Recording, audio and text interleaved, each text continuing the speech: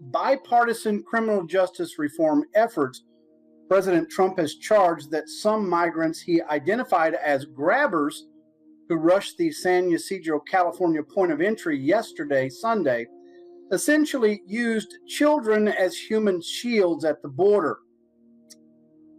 According to President Trump, we've had some very violent people, and we don't want, frankly, those type of people in our society in America. And we don't want those people in our country. 3 Border Patrol agents yesterday were actually badly hurt, getting hit with rocks and stone, according to the president and his caravan. Earlier Monday, U.S. Customs and Border Protection Commissioner Kevin McAleen stated that 4 agents wearing protective gear were hit with rocks during an extremely dangerous situation, but were not so badly hurt. So, you know, there's a reason for the madness, ladies and gentlemen. Unfortunately, innocent people, including children, have probably been put in harm's way at some point. President Trump continued, in some cases, you know that they're not their parents. These are people, they call them grabbers. They grab the children because they think they're going to have a certain status by having a child. You know, you have a certain advantage in things in our crazy laws that, frankly, Congress should be changing. You know, if you change the laws, you wouldn't have a lot of these problems.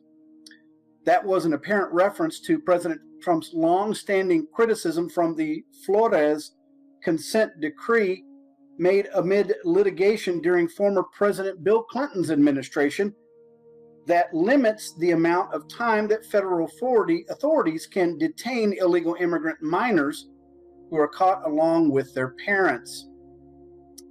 What do you think, ladies and gentlemen? I mean, it continues onward, of course.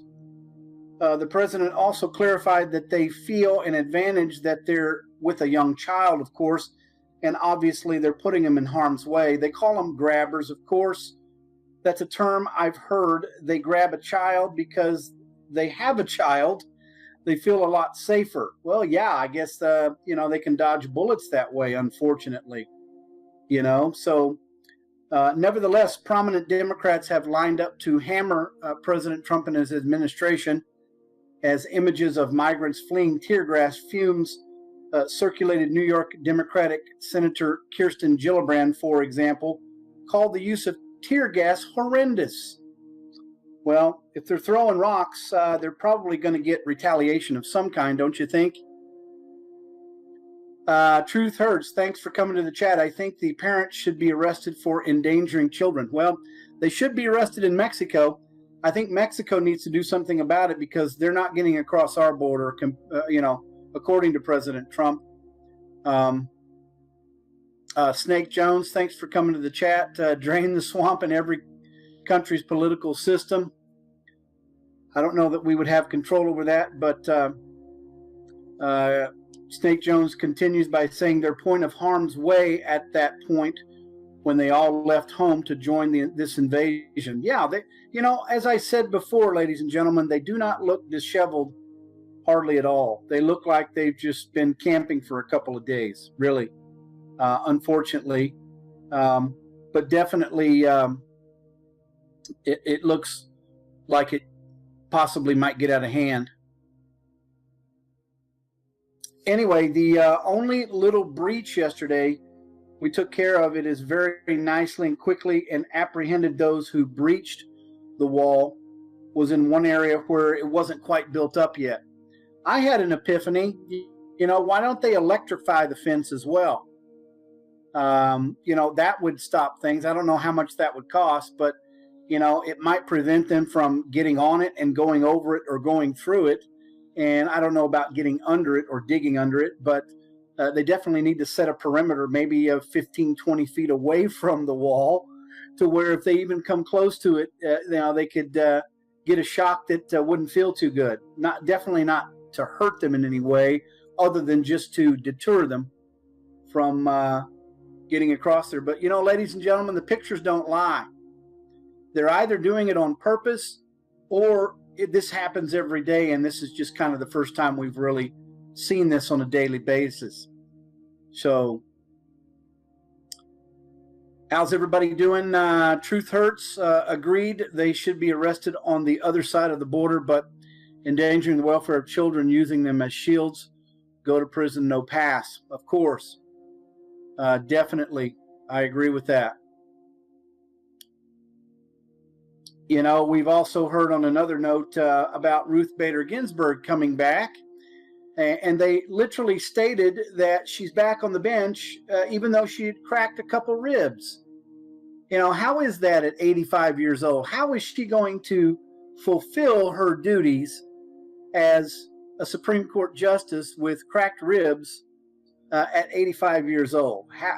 How many of you have grandmothers and great-grandmothers that would be able to come back after maybe, 2 weeks of doing that, after falling and cracking your ribs at 85 years old? This is, you know, it's going to get to a point, ladies and gentlemen, that President Trump is going to have to use his executive privilege to take care of the things that he needs to take care of for the American people. So the president also said that he would have no reservations about closing the entire southern border, saying any implications on trade only would encourage Mexico to handle their business on the migrant situation. Trump also noted specifically that some Mexican police officials had been harmed as well. Well, of course, especially, you know, about 3 weeks ago when they came across the southern fence in Mexico and just, you know, basically rammed their way through that. In a statement by Homeland Security, Kirsten Nielsen, the overwhelming majority of caravan members are not eligible for asylum in the United States under our current laws, and said that a limited number of women and children have been used as human shields. Even Homeland Security Secretary is saying that. It's not just President Trump, you know. So they've been calling this entirely predictable. It's going to happen until these laws are adjusted, until we get control of what's going on, when the Democrats basically state that really nothing is going on, right? So Truth Hurts says that sadly the adults know exactly what they're running towards. Those children do not have any adults willing to risk their child's welfare rushing a border knowing it's being defended. Yeah, they're doing things on purpose. Definitely, it's not a coincidence. It's happening for a reason. And the reason is to probably the United Nations. I've heard a lot of that the United Nations is funding this because they're wanting to disassemble our country like they have every other European country and the Middle East. It's not going to happen, ladies and gentlemen. We have the right person in the executive position that's not going to let that happen. So, and President Trump was talking about this at his roundtable meeting tonight about the First Step Act for criminal justice reform. So obviously they took him off topic and brought him to this because it's, I guess it's a big story to them, the mainstream media. But you know how they just pick and choose their stories. So Snake Jones says it's a known fact now with evidence from reputable sources that George Soros and company is funding this. Stopped where the money is coming from, and this event will be closed. Well, you know, he did fund the governor's race in Florida for the Democrats, who actually finally conceded after, you know, maybe about a week of bickering about who won and who lost. So that was already an admission on camera, on film. So we know this guy's a part of it. Why he's still in New York City getting away with what he's doing, God knows. But definitely it's something that needs to be addressed for these so-called billionaires who think that they can control economies and tear down countries in this way. So I definitely agree with that. Anyway, I wanted to bring this on because I think this is a continuing assault on our country, and we're going to have to eventually break through these barriers. They're saying that there were nearly 1,000 immigrants or migrants rushed in the border crossing. So that's not a low number. That's not an extremely high number, but that's enough to give Border Patrol some issues in one specific area. So 1,000 people, that's a lot. So maybe they're trying to pick their weak points along the southern border. And Tucker Carlson said tonight that socialism is open borders and it's impossible to defend or to control. Of course it is. And border agents reveal what is really happening on the border. And that's going to come up tomorrow in one of my videos probably. So just some more information to feed the soul with and understand that this is not a joke like the Democrats want you to think it is. They want you to just let it go. And it's not going to be let go at some point, ladies and gentlemen. There's going to be retired veterans and patriots that end up going down to the borders to defend their own property. They already do with the Minutemen here in Arizona. Broadly about how you all are seeing and covering the escalating tensions at our southern border. Well, I mean, clearly this is something that I think has both practical and symbolic importance. The practical importance is that there is this group of migrants that's traveled all the way up through Central America and is trying to get into the United States illegally and trying to challenge the United States laws, if you like, in that sense, and trying to establish order. And that is a practical problem and has to be dealt with. And whether it has to be dealt with in precisely this way, we don't quite know. But as we know, the laws have been in place for a long time that require those migrants to apply for asylum, just as they were under President Obama, the same laws under President Trump. We're going to have to see how that works out.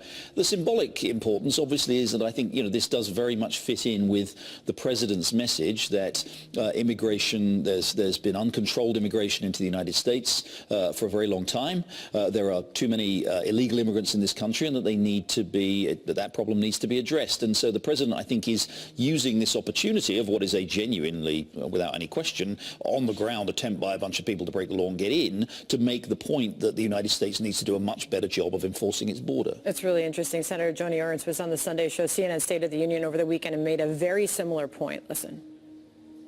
I certainly think the president sees results anytime that he does bring up an issue and he does lay down certain reasons why he's doing what he's doing, and we are seeing results.